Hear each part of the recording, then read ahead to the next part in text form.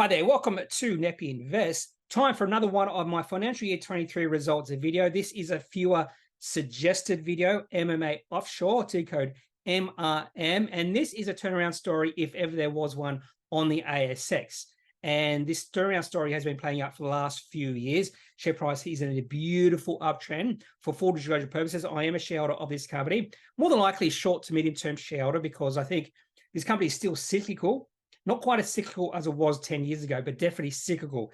And ignore those people who say that famous Warren Buffett quote, turnaround stories very seldom turn around. I've heard Rudy from AusBiz The Core, what is it, FN Arena, that's the company he works for, mention that particular quote from Warren Buffett about 5 times in the past month. He obviously believes it.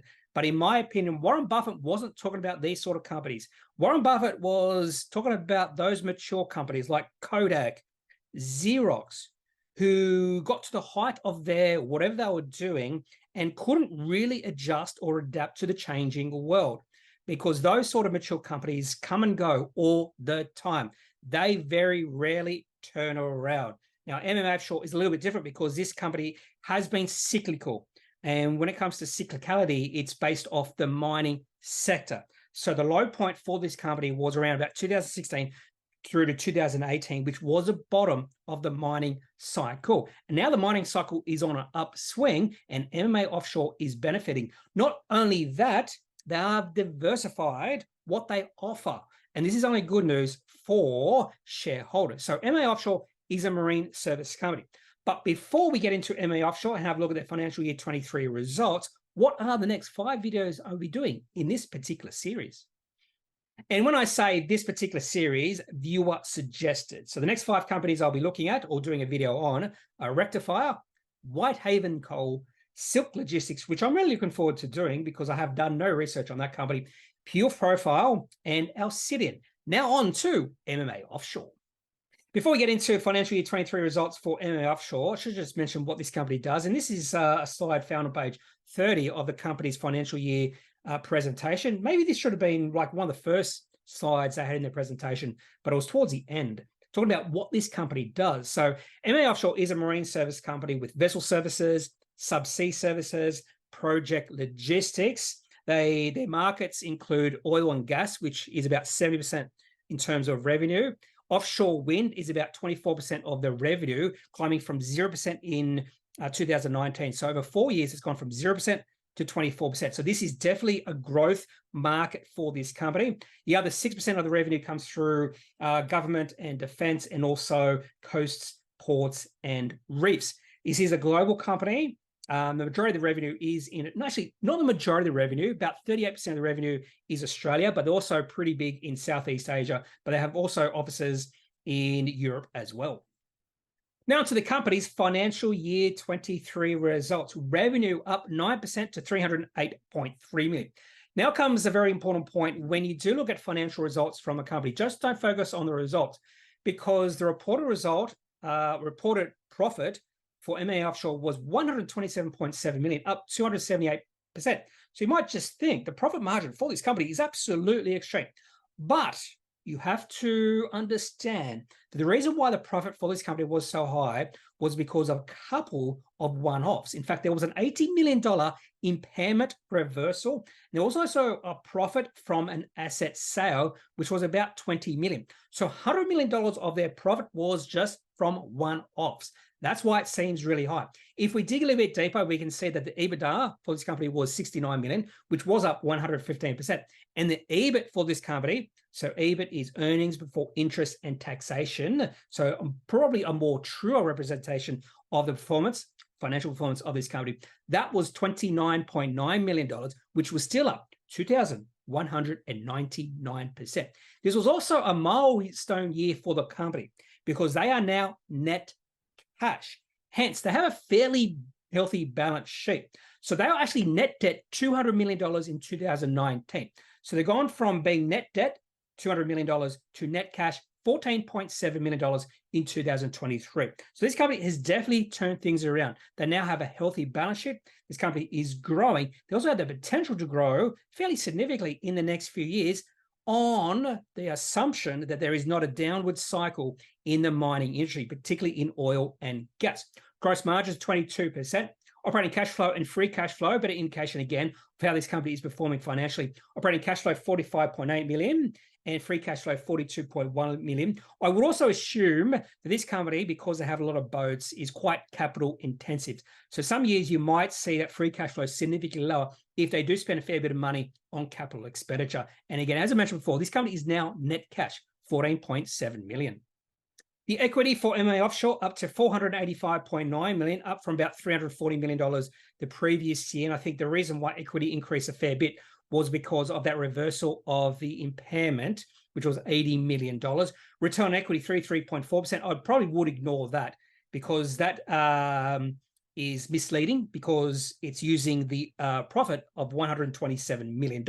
Return on invested capital, 9.2%, is a better indication on the quality of this company. And I do use return on equity and return on invested capital to not quantify the quality of a company, but it's a good indication on the quality of the company. So return on equity more than likely would be below 10%, and just like return on invested capital. So I wouldn't necessarily regard MMA Offshore right now as a high quality company. But if this company can maintain return on equity and return on invested capital above 10% on a yearly basis, and if they can continue to diversify and potentially offshore wind will become their biggest part of the business, I think this company has the potential to become a high quality company in the future. 374.4 million shares on issue, and the market cap of this company is around 539 million, which means the enterprise value is just below that at 525 million. Now into some valuation metrics, and the market is not fooled, just like you should not be fooled. When you see that profit, you should understand how they had a profit of 127.7 million and why the P ratio of this company is a lowly 4.2. In fact, if you use some sort of price to EBIT ratio or something like that, the PE ratio or the price to EBIT ratio would be over 10. Price to sales ratio 1.75. EV to free cash flow, which is a better valuation metric. I do prefer that valuation metric over most others. I do like EV to EBIT as well. That's at 12.2, which does not suggest this company is all too cheap right now. Also did a reverse DCF based off the free cash flow. And to justify the current valuation, the free cash flow would have to increase at 6.6% per year to get my required 10% return per year. And I think this company can definitely do that, particularly if they continue to grow that offshore wind division. So I've already talked about how MMA Offshore is a turnaround story right now. It's been playing out over the last few years, and this is their revenue and gross margin history since 2014. And you can see revenue took a massive nosedive between 2015 and 2018. The bottom of the cycle was around 2016, 2017. I probably would say 2016, but this company kept on suffering the years after 2016. So revenue fell from almost $800 million in 2015 down to $200 million in 2018. If I remember correctly, this company did have to sell quite a few of their boats to remain a business. But since 2018, revenue has been slowly climbing. In fact, revenue has increased by over 50% since 2018. Not only that, gross margins are starting to climb. We did see gross margins pull off a little bit in 2023 from 24% to 22%, but overall, gross margins are increasing. And if they continue to increase, potentially offshore wind is a higher gross margin part of the business. I actually haven't delved that deeply into this company, but potentially this company could increase the gross margins even more from here. And if they continue to increase the revenue, there is still more growth in store for this company over the next 5 to 10 years. Now to the charts for MMA Offshore. And the first one here is a weekly chart going all the way back to 2011. And the share price of this company reached a high of $24 back in 2013. So that's just before the mining cycle turned. Now, I don't think the share price was that high because I'm pretty sure this company did a recapitalization of their shares. So I could be mistaken, but I don't remember share price of this company getting that high. I thought it was more like $2.40. So more than likely some sort of 10-for-1 consolidation in the shares. And this does look like an ugly chart. And you can see the share price really dropping a fair bit from 2013 all the way through to about 2016, 17, and just kept on dropping all the way to 2020. But if we take a look at the last, say, 5 or 6 years, just on the weekly chart, so we zoom in, you can see a totally different chart. So let's do that right now. So this is the weekly chart going back to middle of 2016. So share price was still in a downtrend from 2016 all the way through to 2021. But the other thing you see here is an increase in volume through or starting in 2021. And that was a bottom in the share price of this company as volume started to increase. And the share price has moved into a weekly uptrend. And it started in a weekly uptrend around about the start of 2022. And not only that, the share price now, around about $1.40, is at a 4-year high. Now, this particular chart doesn't look quite as sexy as the daily chart. So let's have a look at the more sexy daily chart now. And this is a beautiful looking daily chart for MMA Offshore. The uptrend in the share price really began in 2022, the first few months of that year. I actually took a position, just a trading position in this company in February of March when the share price went above, I think it was about 48 cents or something, which was a nice little resistance level. And as soon as it got above 48 cents, that was a buy in price.